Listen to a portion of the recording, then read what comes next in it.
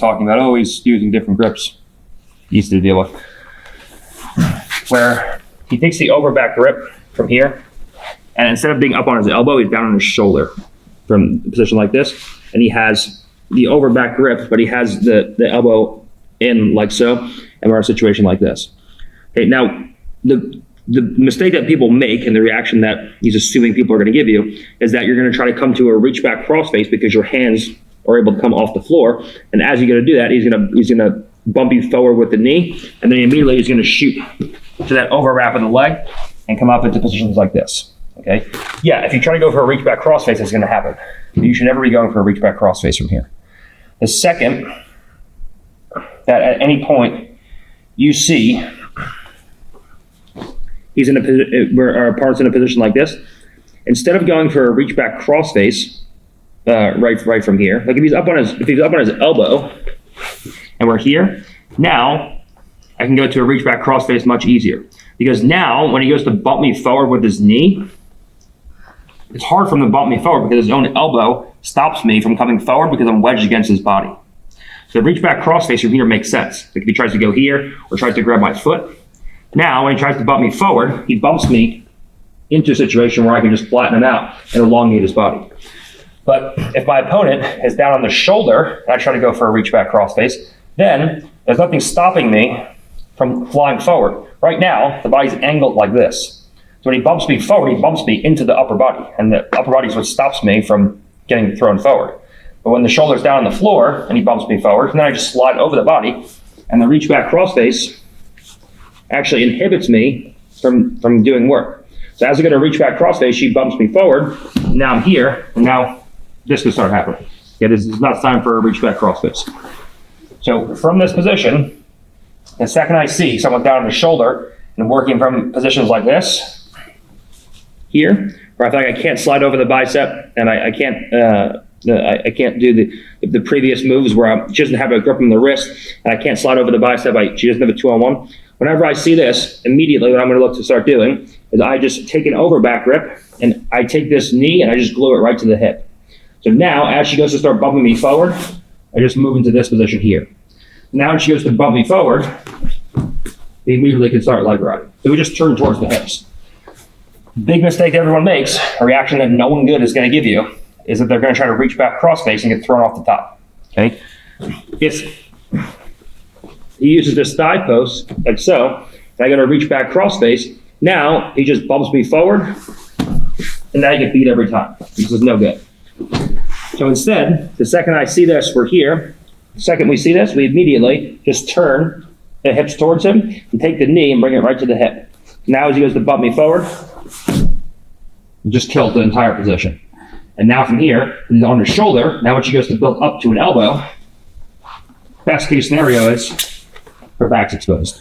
Okay? So you never go into a reach back crossface with this thigh post because of the fact that the bump forward is going to screw you up, put your hands on the floor, and then allow her to come up and start overwrapping that leg or doing whatever else that she would do from there. All right, so one of the things that our partner can look to do from this thigh post in here is, if I make the mistake of trying to hit that reach back crossface, okay, again, if she's up on the elbow and she's plying here, now she can't put my hand on the floor. The reach back crossface makes perfect sense, because from here, when I go to reach back crossface, now when she goes to bump me forward, she can't do it. If she goes to the elbow cutback from here, it's already too late. We can always bring our elbows together. Okay? But if I try to reach back crossface from this position and she goes to bump me forward from here, now I can start getting beat from this position. But a lot of times from here, what you find is that your partner can go in two directions. Okay, she can start coming up, so she can bump me forward, and she can come up to the overback. Up to the overback, or wrap the leg. So she can bump me forward, so I come up into situations like this. Okay, or let's say she goes to bump me forward from here, and you get this reaction, where now she can't really overwrap the leg and she can't come up to the overback because there's too much weight over the head. What she can do from here, she can go into an elbow cutback, and now she can come up to a single leg and start exposing singles, and my back and start scrimmaging from this position. Okay, this is the real utility of this position. It's a scrimmaging position. It's not a guard. Okay, So when I see my partner bumps me forward in this position, for whatever reason, if I try to reach back cross face and I'm like a little bit behind, or whatever the case is, my partner bumps me forward in this position, I can stop the initial. What I should be doing is turning in this direction like so. Okay. Now, if I don't want her to start coming up and overlapping the leg, we can just step this leg out for base. If I see that she goes to elbow cutback, I know which way she's going. Okay. If she goes to elbow cutback, I can now safely take my knee to the floor, because as her elbow's coming back, now there's no chance of her reaching and overwrapping my leg. But there is a chance of her wrapping the outside of this leg. The second I see she goes to that elbow cutback, we just take our knee to our partner's hip. So now when she goes to start scrimmaging and get up, get that far hip control, just like we looked at in securing the score. And now when she goes to get up from here, that's going to be impossible. Okay. So in the event that I screw everything up and I make the blue belt mistake of reaching back and going for a reach back cross face, if I'm here, I try to get a hit a reach back, I'm like, oh, cross face is there, and she goes to bump me forward, we just immediately place our knee in the hip. Now when she goes to beat me, you win every time, and we can go in and start controlling our partner from here. All right, so just some counters. Like, it's a pretty, like, once you know what to do, it's a pretty easy thing to deal with. And like I said, the reactions that he's getting from these people are just all the wrong reactions, so he looks like a rock star. But like the second I see that someone reaches through and posts on their own thigh, like the second I see this, I'm immediately just sitting here. And now when she goes to play, we can just completely kill the whole position. And now if she tries to elbow cut back from here, we can go and we can lift the legs. We can go and we can scoop the leg, guys. Like, there's just so many options that we have to beat our partner from that elbow cut back.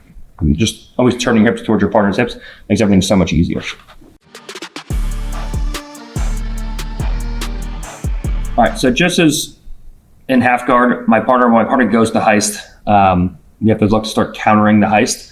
Now it's going to happen a lot faster from this position, so we have to immediately be ready to start opening up our hips and beating our partner when she goes to heist up from here. All right, so right from this position, as she goes to start heisting, we immediately are going to start looking to start opening those hips up. So as she goes to get up, we can start moving ourselves into situations where our knees are around my partner's hips. We can start controlling her from positions like this. Okay.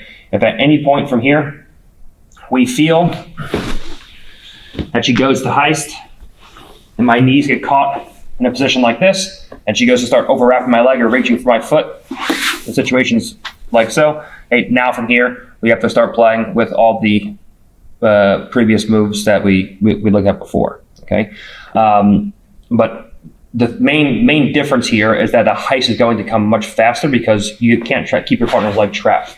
So right from this position, we're in half guard, and she goes to heist. There's usually like some kind of a bridge where she goes to bridge into me, then she goes to heist up and the leg kind of gets caught up a little bit. Whereas here, the second she gets to this over back grip, a lot of times right from here, she gives a quick bridge towards me, and then as she goes to heist, she just immediately is up to this position. If my knee's on the floor, I'm gonna get beat from here. You're not get beat, but you're gonna be, like, you've missed a lot of steps. Like, there's a lot of things that went wrong, right? So the second I see that she goes to start getting up, immediately just move into this position here. So now we can go into all of our follow-up attacks and leg rides, back takes, mounted position, and work from positions like this, okay? And of course, at any point, she goes to start heisting and then hits an elbow cut back. Again, it's a pretty similar position, except for the fact that the legs aren't engaged. So if I can come back. If I can hit an elbow cut back and get inside like so, now from here we can go in and we can start coming up into turtle position and working to attack our partner. If we have a relatively equal elbow cut back, like if she goes to elbow cut back and I go to elbow cut back, and we end up in situations like this, okay? Now, just do back a step, down like this, okay? If we end up in situations like this, now as we both go to heist from here, I have control per leg. So as we both go to get up, I have the advantage that we can usually put our partner down and make something happen. If she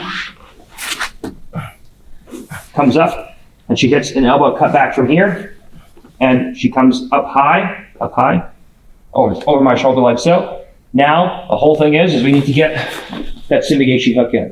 And now we can start using that Sumigachi hook to start falling back and away. Okay, so if I say that she goes high over the shoulder, she goes to start heisting from here, that's the elbow cut back, goes high over the shoulder, I post on that knee. Here. So that now, as she goes to come towards me, we can always take her back over into a chest-to-chest half guard or into a bottom side control. And finally, she goes to start heisting up from here, and she gets the elbow cut back and she goes to my waist.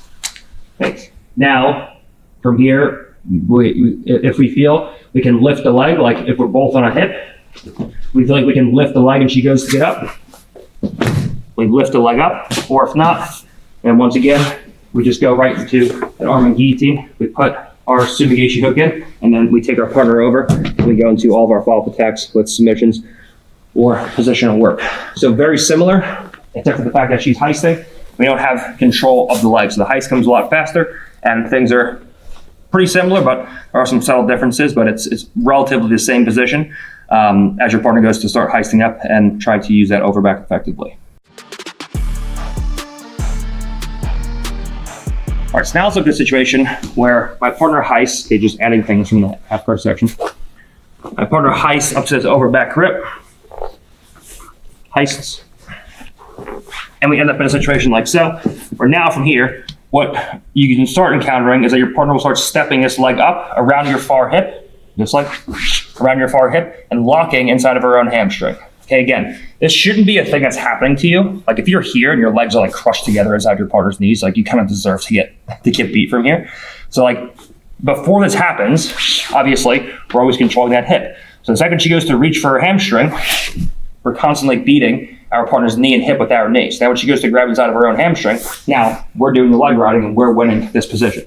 But if you do get beat in a situation like this, you're in a kind of a crisis scenario now. Okay, because of the fact that my base support is compromised, I can't step my legs up from here. I'm in a bad spot from this position.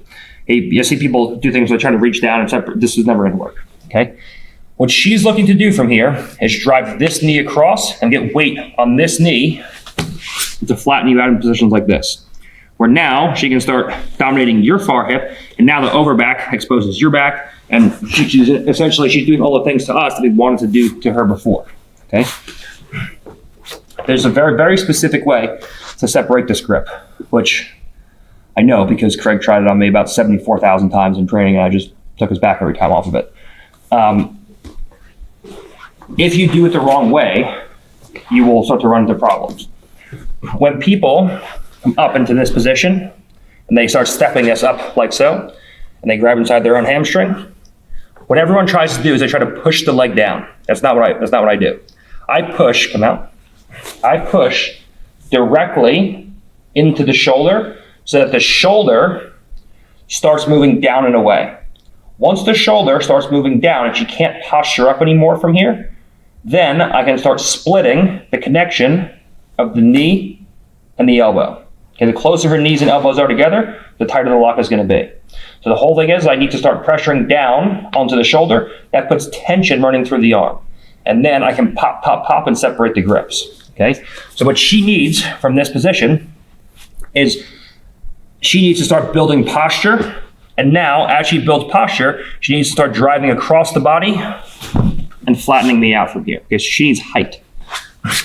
So the second I find myself in this position, lock up.